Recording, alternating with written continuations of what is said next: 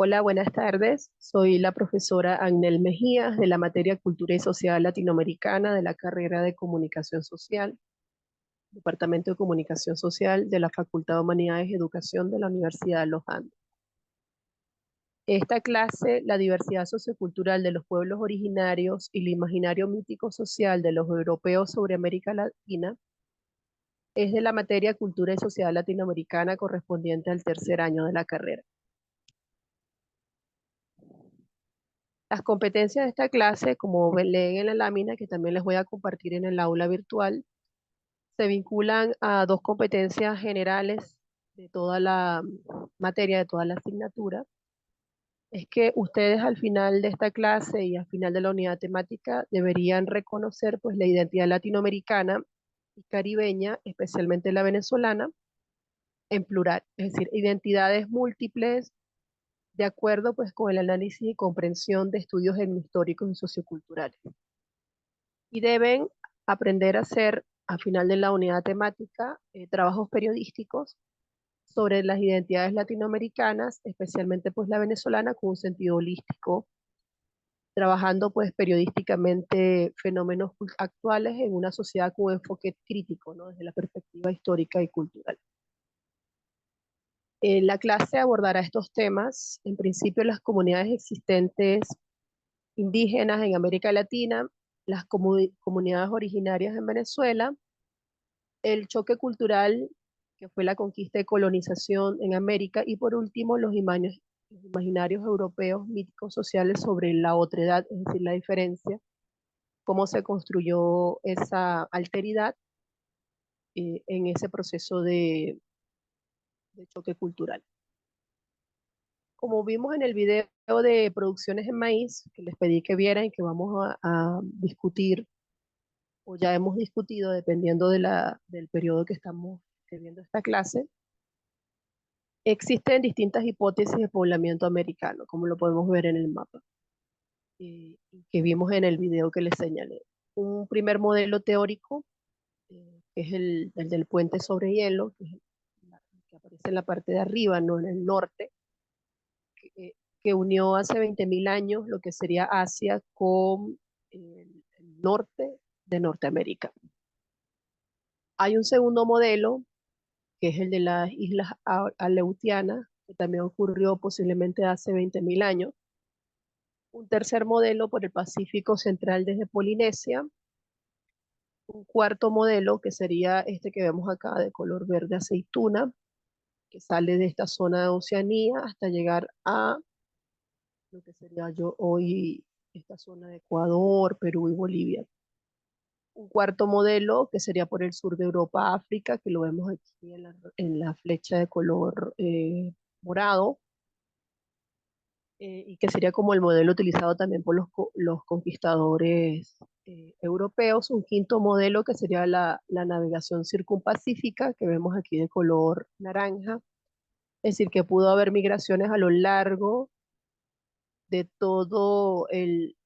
ese sería el occidente del continente americano, pero por la zona del Océano Pacífico. Y un sexto modelo que indica que si hubo también un puente de hielo por la Antártida, también pudo haber un puente de hielo perdón, si hubo un puente de hielo por el Ártico, también pudo haber un puente de hielo por la Antártida, y que uniera lo que sería la zona de Australia, esta zona de Oceanía, con América del Sur. Esto lo revelan porque hay distintos sitios arqueológicos. El de Clovis de hace 11.500 años, que corresponde a la etapa del Paleoindio. El de Taima Taima, que también tiene un fechamiento entre 11.500 a 13.500 años. Y también surge este sexto modelo porque hay contextos arqueológicos en Chile y en Argentina que indican que posiblemente también hubo un poblamiento muy antiguo, así como el de Clovis de hace 11.500 años, que es el de Monteverde de más de 12.500 años, y el de Puenco de más de 10.000 años, que sería como el amerindio. También hubo un descubrimiento pues arqueológico de una cabeza de una mujer en la Ua Santos de hace 11.500 años, que puede también determinar que pudo haber una migración entre África y Brasil, ¿no? Que sería llamado el paleoamericano. Es importante saber que con el incendio de este museo famoso de Brasil, esa cabeza, que era de una mujer, lamentablemente se perdió. La teoría de origen asiático, la ruta de Bering, que es como la más conocida, la más aceptada por la comunidad científica, fue creada o postulada por este señor que vemos aquí, Alex Hartlika, y la hizo a principios del siglo, la postuló a principios del siglo XX, y él indicaba que los primeros pobladores de América pues provinieron del nordeste de Asia hace 10.000 años atrás, 10.000, 12.000 años, ¿no? Esta migración, como yo les indicaba en clase, no fue una sola migración, sino que se hizo por oleadas, por varias etapas. Y esas varias etapas cubrieron entre 40.000 a 70.000 años atrás. Disculpe. Es decir, entraba un grupo humano, se extinguía o se quedaba en una zona, entraba otro grupo humano, se mezclaba con el grupo que estaba allí o iba a otras zonas y así sucesivamente, ¿no? Y se le conoce como la teoría de origen asiático. El ingreso pues sería del oeste, desde lo que hoy se conoce como Siberia en Asia, hacia la zona de Alaska en América del Norte, digamos por un puente terrestre que sería de hielo llamado Beringia, pues producido por el descenso del mar debido pues a la última glaciación, ¿no? Y esta teoría indica que el ser humano americano pues tiene un origen asiático. Em, Esta sería como la ruta que les indico, ¿no? Este, no hace falta como explicárselas de forma detallada. Esto es lo que llamamos acá estrecho de Bering. Está la teoría del origen multiétnico de la ruta transpacífica, que la planteó un antropólogo francés, Paul Rivet, y él planteó pues que la población americana proviene pues de varias migraciones por diferentes rutas. Eh, Debido a eso, pues nosotros, digamos, el antiguo o las antiguas personas pobladoras de América, de lo que hoy llamamos América, debido a esa situación tendríamos distintos orígenes multiétnicos. Ahí él planteaba que había vestigios, tanto en la lengua como en la vegetación y en otras características eh, culturales, que dice que hubo migración de pueblos australianos y polinésicos que habrían llegado a Sudamérica vía navegación primitiva, que es la evidencia cultural y genética. Recuerden que yo en la última clase les hablaba del vestigio del diente de pala y también de la mancha mongólica. Y hace 6.000 a 2.000 años antes de Cristo, pues habrían retrocedido importantes masas de hielo antártico, dejando libre algunas islas australes y tierras antárticas. Eh, digamos que es la sexta ruta de migración de la cual les hablaba.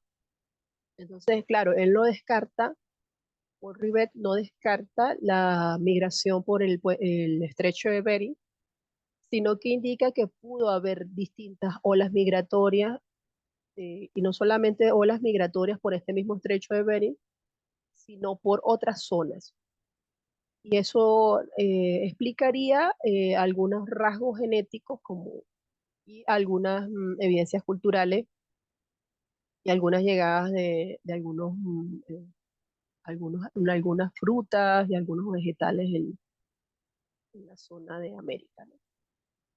Hay otra teoría que es la teoría del origen australiano, que sería la ruta Oceanía-Antártida, que, bueno, viene a reforzar lo que decía ya Paul Rivet, que es una teoría de Antonio Méndez Correa, quien postuló que el poblamiento americano se había realizado entonces desde Australia y a través de la Antártida, ¿no?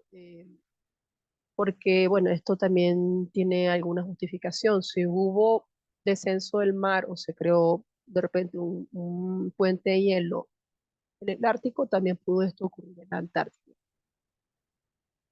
debido pues a las condiciones climáticas favorables que generó las glaciaciones, ¿no?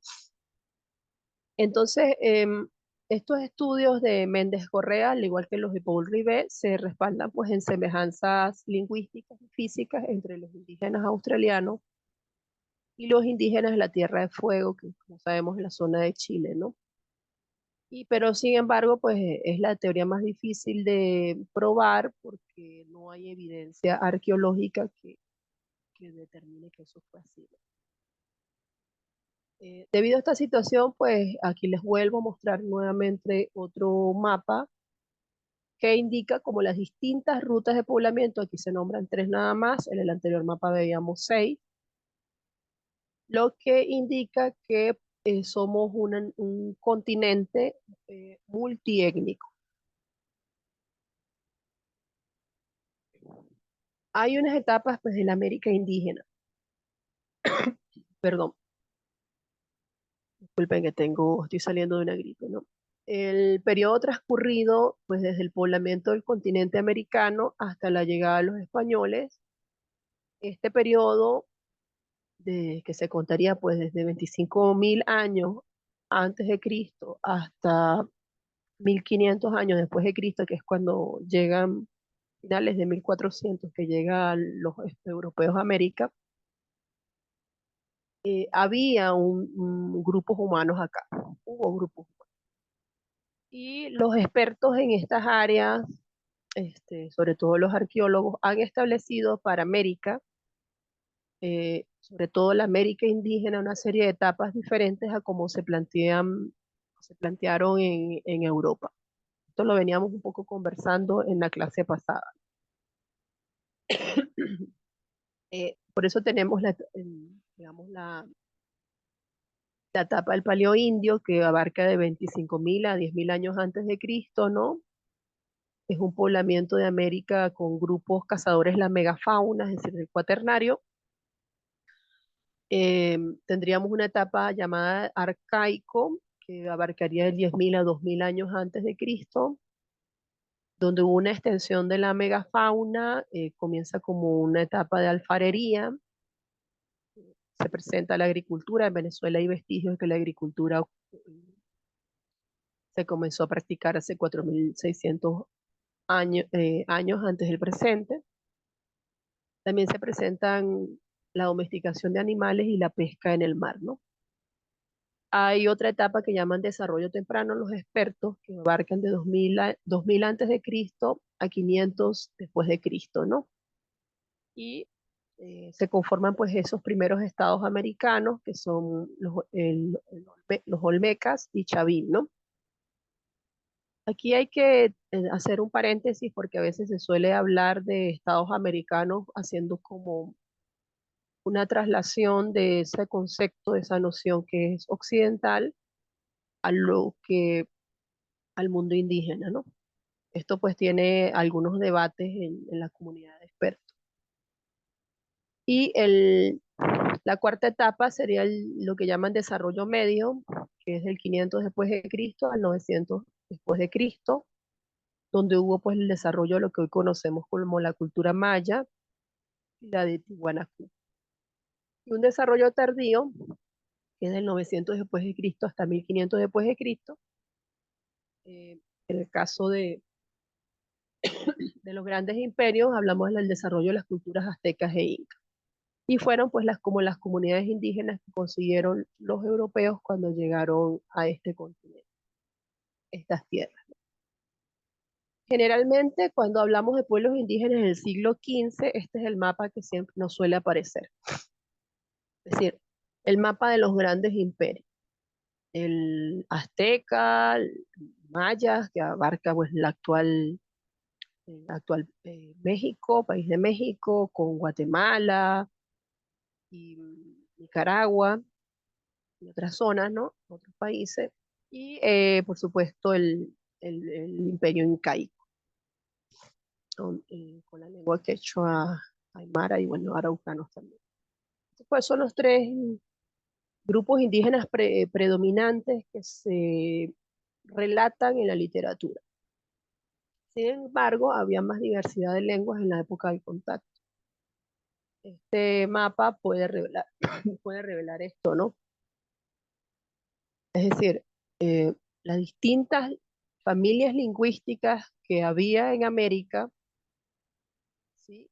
Que incluso hay unas que hay suficiencia de datos para investigarlas, no hay suficientes datos para determinar de dónde son, incluso lenguas que no obedecen a los tres principales troncos lingüísticos que ya lo vamos a ver, sino que son lenguas independientes, por ejemplo, los guarao de la zona del Tamacuro en Venezuela, ¿no?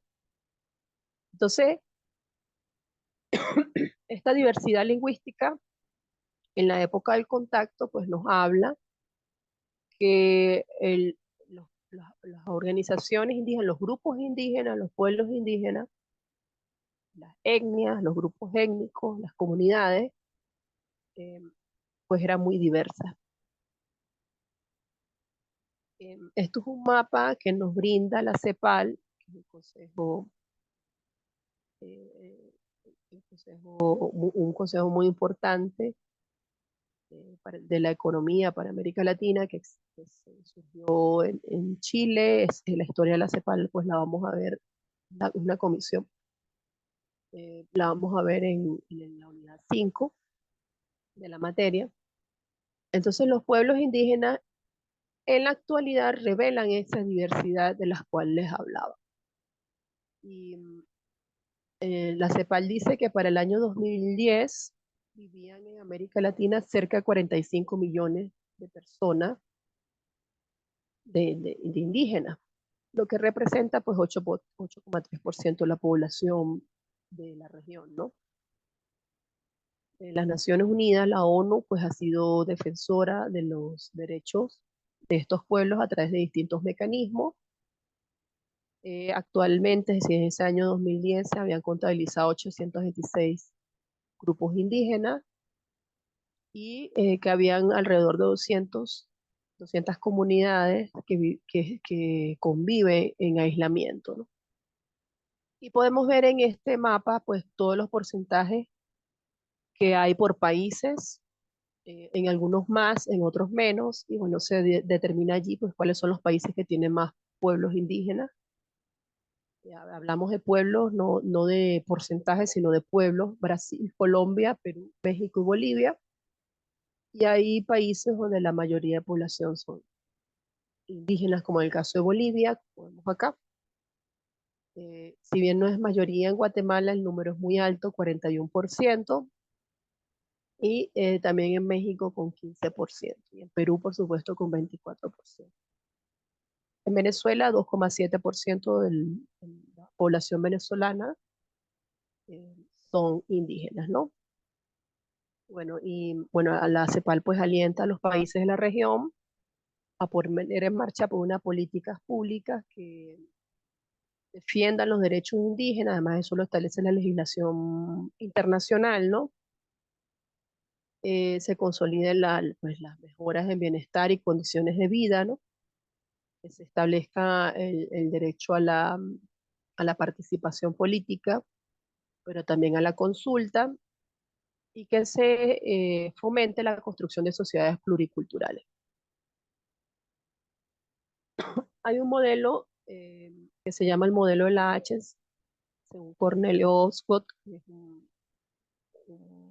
especialista estadounidense, quien estableció este modelo en 1943, y él decía, Oswald, eh, que el poblamiento americano se dio de norte a sur, siguiendo pues bajando por todo lo que sería hoy el actual México, Guatemala, Nicaragua, Panamá, etcétera, Costa Rica, hasta llegar pues a lo que sería hoy actual Colombia, y un grupo pues bajó hasta la zona sería lo que hoy es Ecuador, Perú y Bolivia, mientras otro grupo sería como al oriente de América del Sur, y estos grupos que se ubican al oriente serían pueblos del consumo de la yuca, y los pueblos que se ubicarían en el occidente,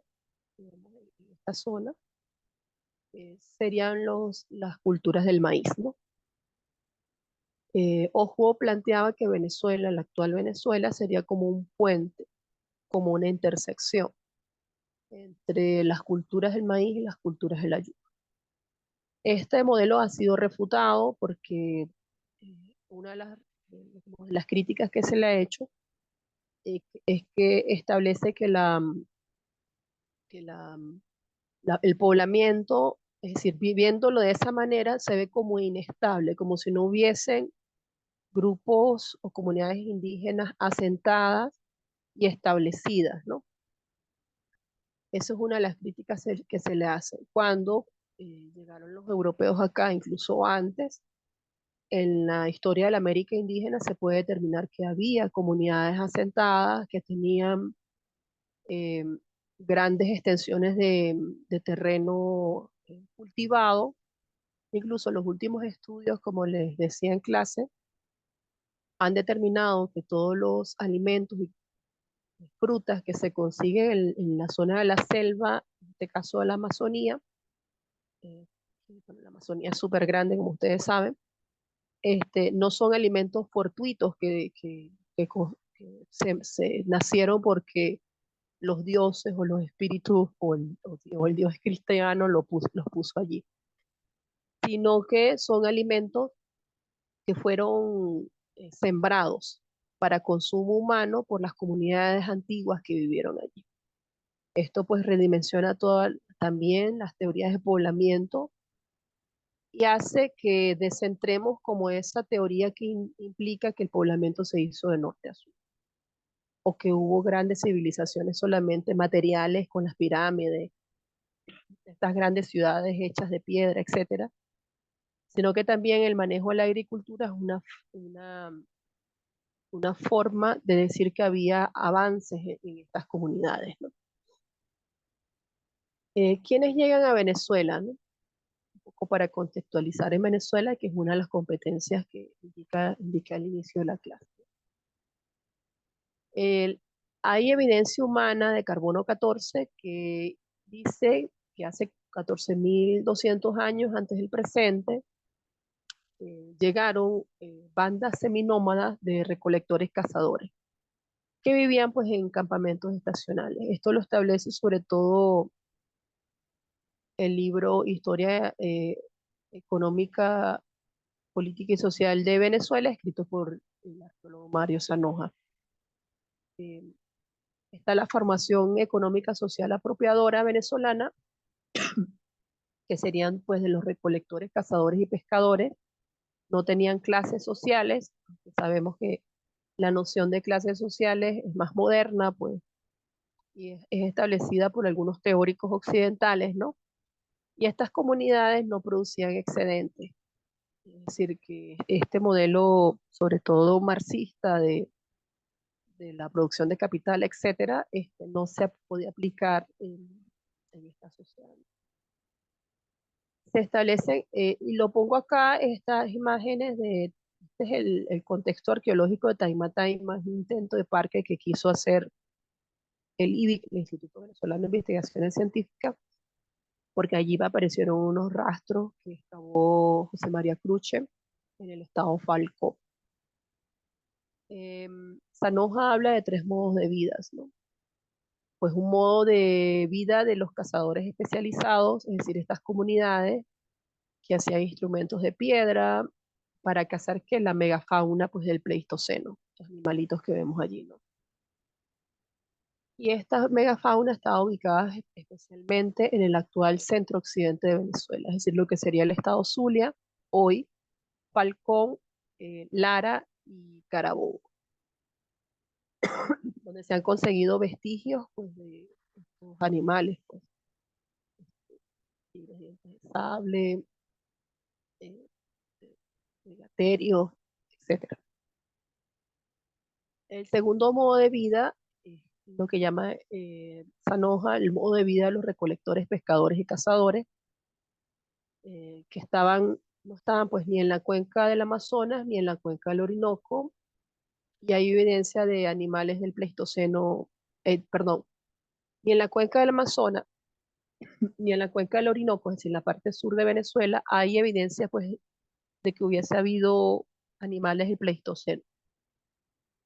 Y al no ver animales del Pleistoceno, pues el modo de vida de esta gente, de estos grupos humanos que vivían allí, eran distintos. Estos grupos humanos pues colonizaron entre 10.000 y 2.000 años antes del presente, comían pues recursos naturales más estables, como yo le decía ya los trabajos arqueológicos más recientes determinan que había cultivos de frutas y verduras en la zona de la selva, ¿no? Y estos grupos desarrollaron procesos de sedentarización en aldeas semipermanentes y procesos pues, de domesticación de plantas. De allí viene como este mito de Amalibacá, el gran señor creador pues, del mundo, ¿no? De estos grupos de lengua arawak. Bueno, podemos ver que tienen una gran profusión pues, de petroglifos. Y está el tercer modo de vida, que sería el modo de vida de cazadores, recolectores, perdón, de recolectores, pescadores y cazadores litorales. Estos grupos surgirían, según Sanoja, el 7.000 años antes de nuestro presente. Se adaptaron pues al cambio climático del Pleistoceno, al Holoceno, dependían de los bosques de manglar y tenían posible establecimiento de bases o campamentos estables en lo que sería la zona de Paria, que como sabemos queda en el estado Sucre, en las desembocaduras del río Tocuyo, ¿sí? Aroa y Yaracuy, y lagunas costeras de Falcón, es decir, en el centro del país, ¿no? Eh, este tercer modo de vida permite la aparición de primeras sociedades de agricultores. Los cambios que se dieron fue la sedentarización hace 5.000 o 4.000 años antes del presente. Estos grupos humanos enterraban a sus muertos en el espacio doméstico, intercambiaban materias primas con otras comunidades, con otras aldeas, ¿no? La zona de Paria, dice Sanoja, llegó la agricultura al inicio de la era cristiana, eh, cuando productores de alimentos que ya vivían en la región subandina oriental de los Andes, el Medio y Bajo Orinoco, migraron hacia el noreste de Venezuela, pues absorbiendo estas comunidades de recolectoras, cazadoras del litoral, ¿no? Y digamos, a esta migración de los Andes y la zona del Orinoco hacia esta zona del litoral, que sería hoy el actual Sucre, Monaga, Anzoátegui, permitió pues nuevos procesos de domesticación de plantas, ¿no? Para desarrollar pues el cultivo sobre todo de la yuca amarga, también practicaban la pesca, la recolección marina y caza terrestre, y estos grupos se difundieron hacia las grandes Antillas. Hay una hipótesis de poblamiento indígena de acuerdo con el tronco lingüístico. Vamos a hablar de esta parte en la segunda parte de la clase para cerrar esta sesión.